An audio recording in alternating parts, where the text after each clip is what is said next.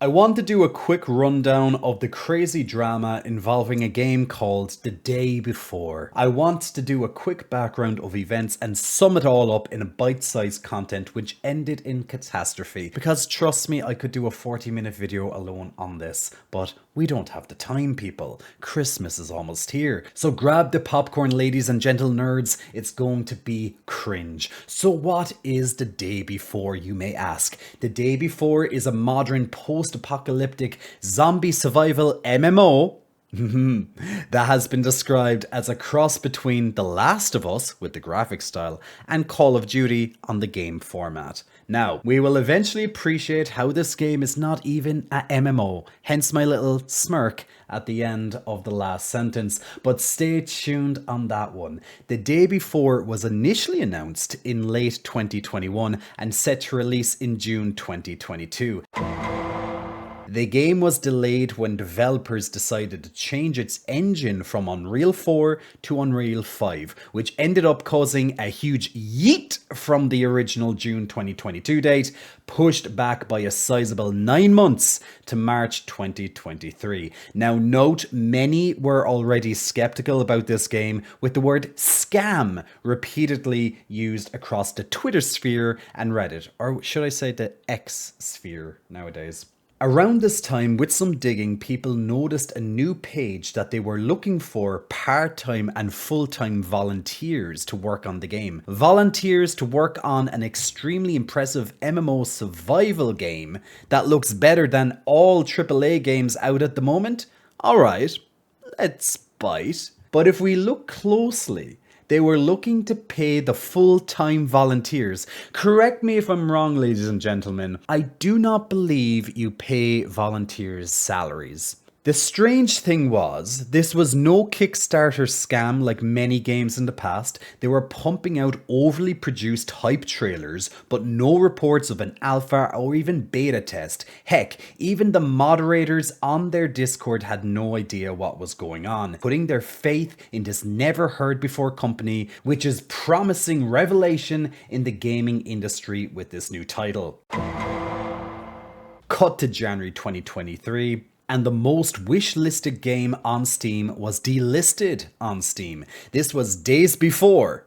See what I did there? That promised game footage was to be released after people constantly asked for it online of their game. At that time, this game was releasing less than 2 months beforehand. Fantastic, who are the developers and the studio of this game, originally came out and said it was a Steam error, before a copyright apology came out shortly after, since someone in Korea had a calendar app named The Day Before. Imagine announcing and soon releasing a game and never even looked it up to see if the title was used elsewhere.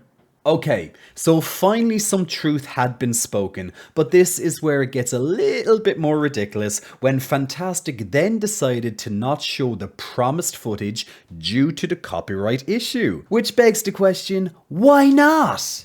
Just don't publish the name with the footage. Like, come on guys, seriously. This copyright played in their favor and bought them even more time, because soon after they decided to yeet it again to the release of November 2023. Even the moderators on the official Discord didn't even know if the game was real. The conspiracies did not die down there. If anything, this fuel caused the fire to grow to full force. To try and quieten down the calls of scams and other rumors, the team at Fantastic pulled out multiple trailers between that date and November 2023, which almost beat by beat copied multiple successful games before them. Now, if you're going to steal, lads, then at least try to do this from games most people never heard of. So without a doubt, as expected by now, people online started to accuse the developers of plagiarism. Eventually, they released 10 minutes of game footage, finally, after years of asking, which mostly showcased a character running around empty environments with nowhere near the graphic quality as was seen in the trailers. Low zombie density and no enemy variety, long opening times for loot, and once again, just the downgraded graphics from the fake release trailers. With some good news for Fantastic, they won their court case and could use the title The Day Before because the judge found no one would confuse a video game with a calendar app. Well, duh! With the arrival of a new trailer at the start of November, a beta was finally announced, but not for the public. Yes, the volunteers who helped Fantastic only. And the news only kept getting better. Another delay until December 7th. Volunteers and beta. Two things the developers don't understand. You don't pay volunteers' salaries, and you certainly don't call internal testing as a beta, you stupid Okay, calm down, Jay. The December 7th date would finally actually be the release of the game, but another major announcement by Fantastic, because of course there will be. The game will not be a full 1.0 release, but an early access. What a great surprise. A great way to take your money without fixing anything, or as slowly as they wanted. Can I serve you a red flag with your scam, sirs?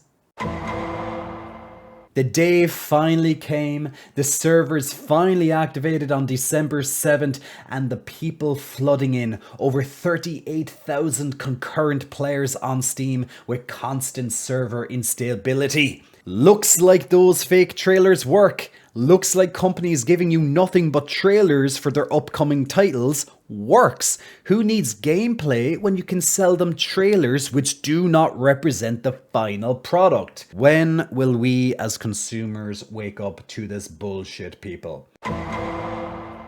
Oh, and did I mention it was an abhorrent, buggy mess? Because of course it was. Fantastic even took it upon themselves to remove the MMO tag, remember I said wait for that, from Steam the day after the release of the game. You know, when people purchased it already. And here comes the kicker, ladies and gentlemen. In its opening 3 days, the game lost 80% of its players, and everyone was getting a refund. Over 200,000 sales in these opening days, with overwhelming negative reviews on Steam, and over 90,000 refunds registered at the time. It is now one of the lowest scored games on Steam.